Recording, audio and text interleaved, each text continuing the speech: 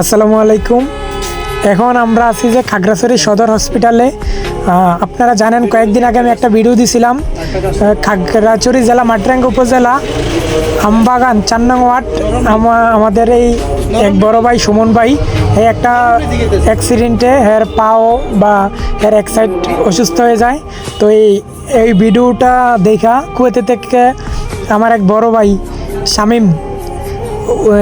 শামীম ভাই ওনার জন্য কিছু টাকা দিছে।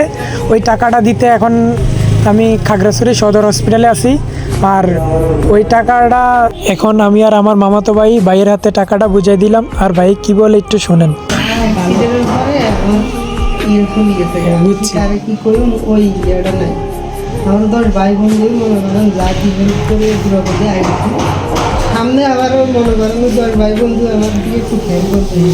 আর ভাইয়ের যে জায়গাটায় সমস্যা আমি আপনাদেরকে দেখাতেছি।